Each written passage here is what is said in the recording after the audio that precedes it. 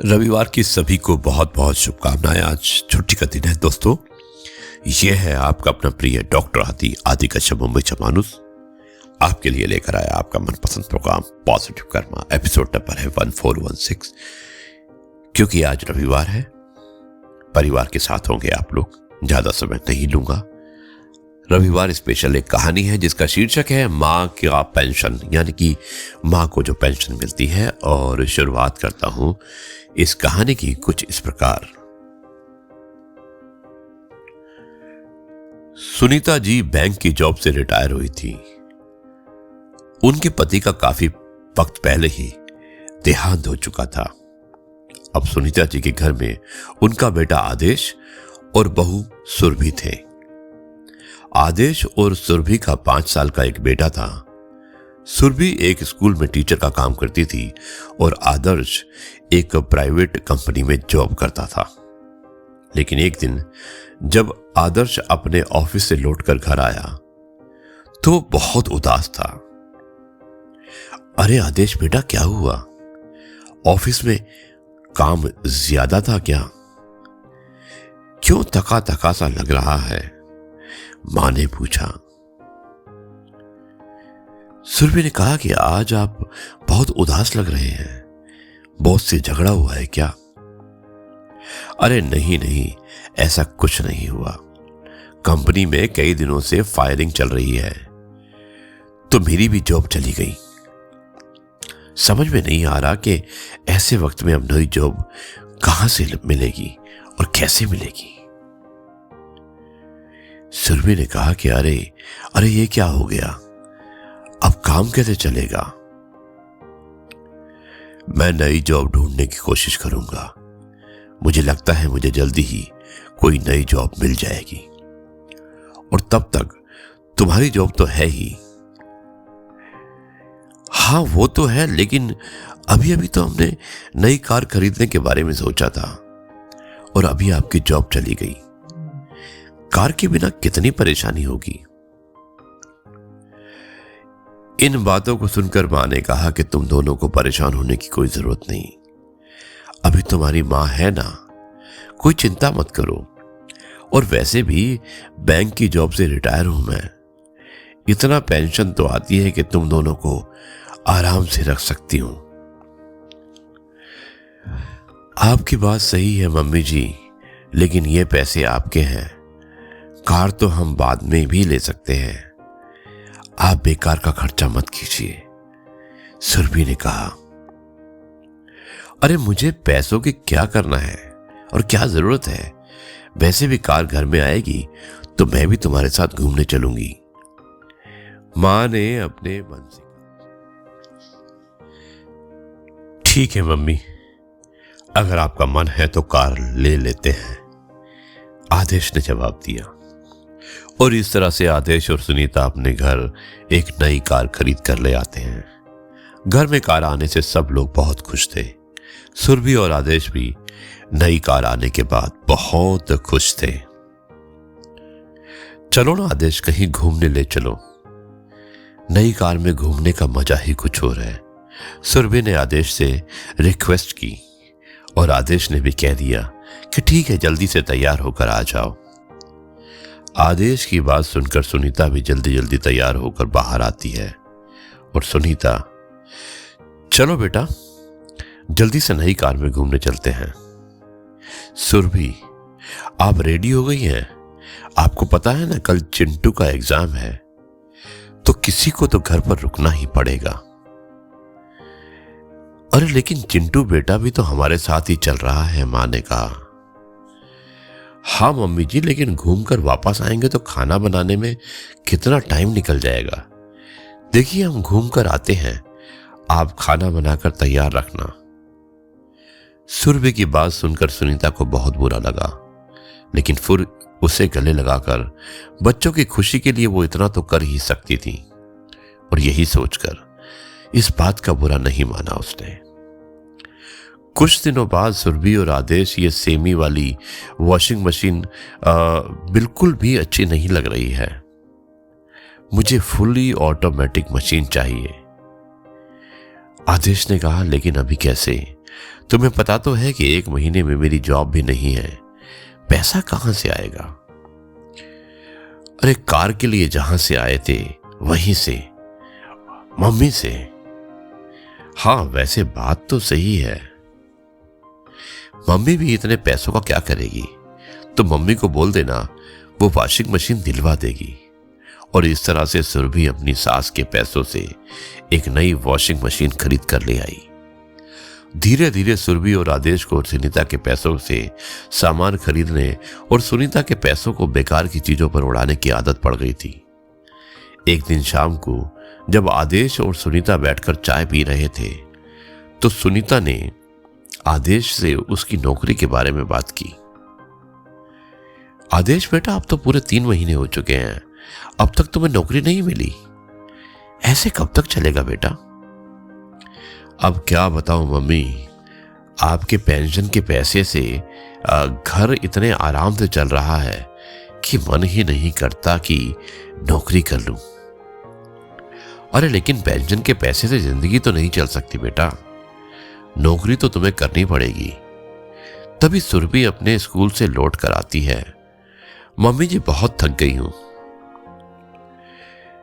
बेटा कहता है कि मम्मी जल्दी से मेरा होमवर्क करवा दो, कुछ खाने को भी दे दो, बहुत भूख लगी है। सुरभि, हाँ बेटा बस 5 मिनट रुक जाओ। तभी दरवाजे की घंटी बजती है और सुरभि जैसे ही दरवाजा खोलती है तो सामने अपनी बेस्ट फ्रेंड एकता को देखती है। एकता, कैसी हो सुरभि? अरे एकता तो अचानक यहां, क्या बात है? जल्दी से सुरभि और एकता दोनों सुरभि के रूप में चले जाते हैं और बातें करने लगते हैं। अरे क्या बताऊं यार, ये नौकरी और घर के चक्कर में परेशान हो जाती हूं, सुरभि ने जवाब दिया। एकता ने कहा कि क्या जरूरत है तुझे नौकरी करने की, तू बस अपना ख्याल रखा कर। ये नौकरी करके अपने आप को क्यों इतनी जल्दी बूढ़ा करने पे तुली है? सुरभि ने कहा कि हाँ तेरी बात तो सही है, लेकिन फिर घर कैसे चलेगा? क्या आदेश नौकरी नहीं करता?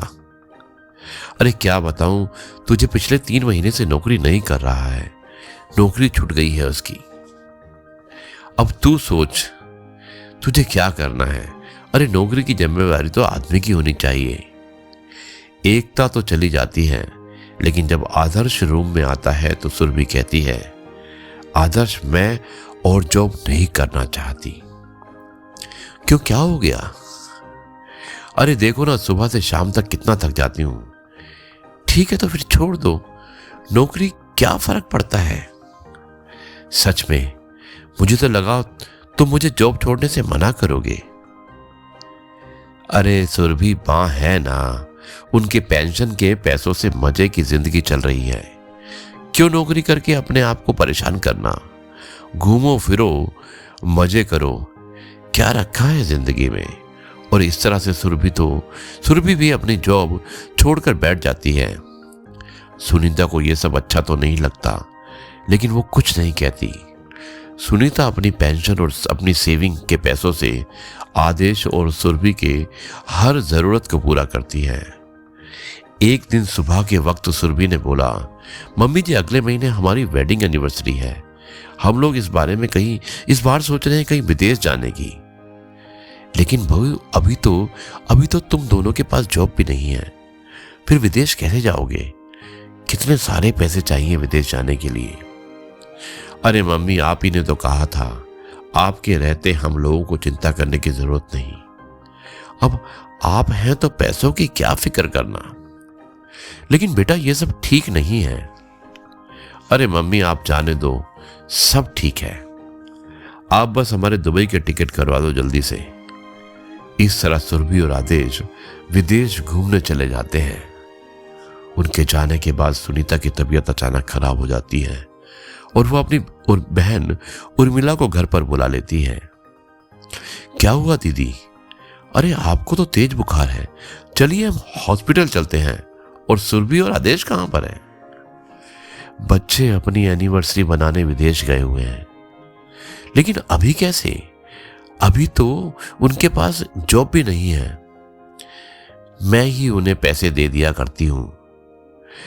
ठीक है, कोई ना, चलो अभी हम हॉस्पिटल चलते हैं। उर्मिला सुनीता को लेकर हॉस्पिटल पहुंचती है, लेकिन वहां जाकर जैसे ही सुनीता अपने कार्ड से पेमेंट करती है, उसे पता चलता है कि उसके कार्ड में पैसे ही नहीं है। अरे दीदी, आपका अकाउंट तो खाली है, सारे पैसे कहां गए? लेकिन मेरे अकाउंट में तो पूरे 1 लाख रुपए थे। हाँ, याद आया, मैंने आदेश और सुरभि को इस अकाउंट से पैसे निकालने के लिए कहा था। दीदी, अब क्या कहूं, आप बहुत भोली भाली हैं। ज्यादा सीधा होने का नतीजा देख लिया। आपके अपने बच्चे आपके पैसों पर ऐश कर रहे हैं। आदेश और सुरभि को ऐसा नहीं करना चाहिए था। मुझे नहीं पता था कि मेरे बच्चे भी ऐसा कर सकते हैं।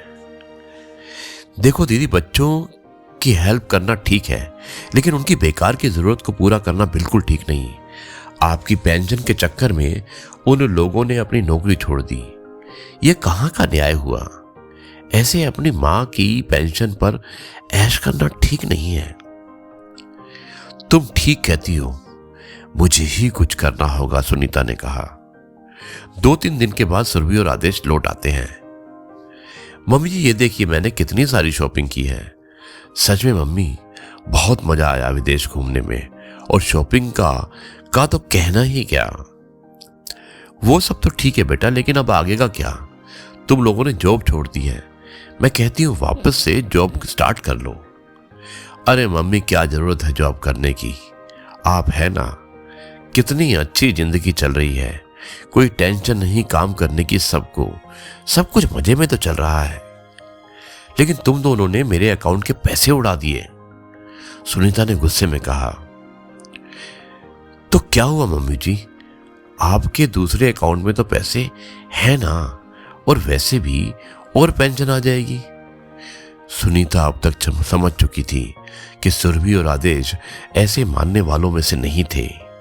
अब सुनीता को अपने बेटे और बहू के इरादे भी सही समझ में आ गए थे, लेकिन उन्हें लग रहा था कि अगर वक्त रहते सुरभि और आदेश को समझाया नहीं गया तो वो और ज्यादा लापरवाह हो जाएंगे।